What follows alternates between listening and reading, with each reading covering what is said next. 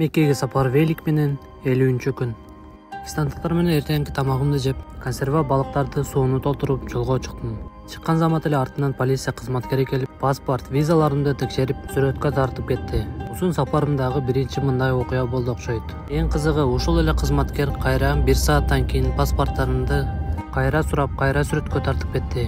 2 саат жол жүрүп, көлөкөнүн астында эс алып отурсам, кытайлык Иса деген мусулман бир тууганым токтоп, лапша, суу, тооктун эттерин таштап кетти. Этерде Кытай-кыргыз бир туугандап кетти.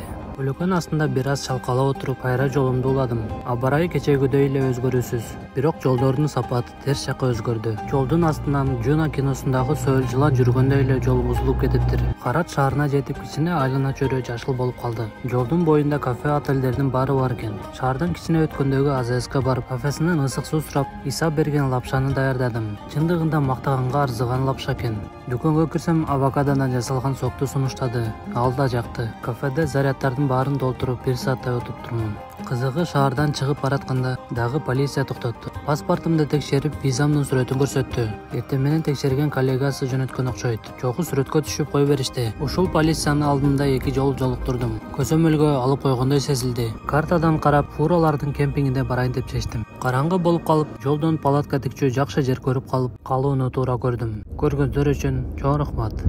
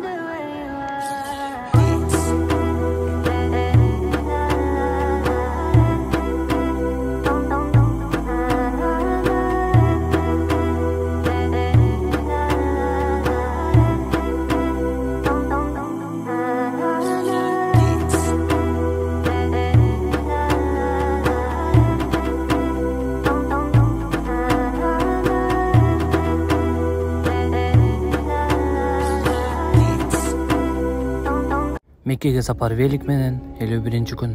Эртең менен күндүн нурлары менен ойгонуп, шашпай тамактанып, палаткамды жыйнап, сапарым уланды. Таштандыны жаныма алып, жалаң гана урнага таштап адат кылып алгандыгым чоң жетишкендик болду. Жолум тегиз ээн талаалар менен башталды. Алыс жактарда тоолор көрүнүп турду. Бара-бара алар деле трассаны көздөй жылып баштагандай болду. Ал менен кошо кумдун түсү сары түстөн кызыл түскө айлана баштады. Мен жаткан жерден 15 километр аралыкта 2 кафе бар болчу. Таптакыр эле эч нерсе жок экен. Түшкө жакын суумдун запасы деле азая баштады. Картадан кайра карап, кийинки кафеге жөнөдүм. 100 мл суум калганда, непалдык жигит сезгендей толтура суу таштап кетти. Эверестке чыгууга сунуш кылды. Ал менен коштошкондо эле кафе чыкты. Кафенин ичинде терминал иштебей жатат дегендиктен, ал жактан кийинки кафеге жөнөдүм. 5 километр дагы бар болчу. Бат эле жетип келдим.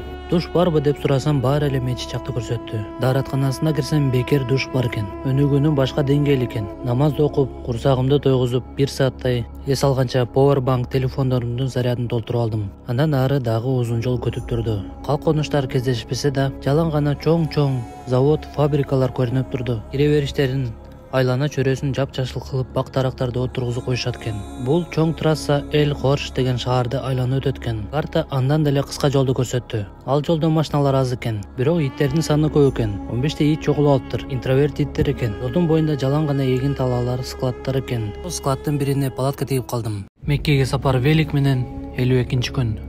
Эртең менен непалдык Сандушпай экендин кофесин ичип, күнүм да башталды. Бараткан жолдун бир жагы поезд жол болсо, экинчи жагы эгин талаалар экен. Түптүз жол менен 20 километр өтүп, Эль-Хорш шаарынын Рият шаарына көздөгөн трассасына кошулдум. 2-3 километр узун аскердик бөлүм болсо, андан ары дагы узун бөлүк төөлөрдү баккан короолор экен. Бир гана кызыл түстөгү төөлөр жок экен. Рият шаарына жакындаган сайын унаа автобустардын саны көбөйө баштады. 50 километр жол жүргөндөн кийин Эль-Хорш, Рият шаарында окуган кыргыз бир туугандарым алдын ала тосушуп, бир топ сүйлөшүп, Рият шаарынан дагы жолугабыз деп кетишти. Бир аз өткөн соң АЗСтын мечитине кирип намаз окуганча 5 мүнөт отуруп турайын деп 1 саатка уктап калдым. Рият шаарына кире бериши машиналар бири-бирине тыгылып затор экен. Жолдору кең болгондуктан жөн эле өтүп кетип жаттым. Шаардын ичинде эң негизги жолдун жанында дагы бир кичинекей жол бар болгондугу жеңилирээк болду. Антпесе мындай чоң шаарлардын жолдору анча эле нервти алып коет экен. Шаардын борборуна бараткан жолдун боюнда Эрият шаарынын эң чоң мечиттеринин бири Аль-Рашкини көрүүгө жетиштим. Мечитке кире бериште айран суу беришти. Ооз ачып жаткандары менен арабский кофеден ичип, намаз окуп чыкканча эле караңгы кирип кетиптир. Мечит алыстан чындыгында эле чоң көрүнөт экен. Караңгы киргенде өзгөчө кооз көрүнүп калат экен. Картадан конок үй караштырып, негизги көчө менен жолумду уладым. Окту эч нерседен аябай колдонушкандыгы көзгө илинди. Караңгы жерде эле таба албайт экенсиң. Конок үйгө саат 6-ларда жетип бардым. Велосипедимди коопсуз жерге коюп, болгон техникалардын баарын зарядка сайып койдум. Конок үйдө бир аз эс алып отурганда Нургазы байке чалып, араб досу Умар менен бат эле өтүп келди. Умар интернеттен дүкөн таап, запаска камера алууга да жетиштик. Андан соң Нургазы байке кыргыздар окуган окуу жайдын жатаканасына барып, кыргыз студенттер менен таанышып, сыйын көрүп, бир топ маектешип отуруштук. Көңүлдүү, билимге умтулган, эң негизгиси ынтымакта болушкандыгына баа бердим. Билинбей отуруп саат 12-ге да жакындап калыптыр. Нургазы байке кооз жерлер менен айдайын деп көрсөтүп кетти. Аябай узун күн болду окшойт. Ошого жараша узун ролик. Көргөнүңүздөр үчүн чоң рахмат.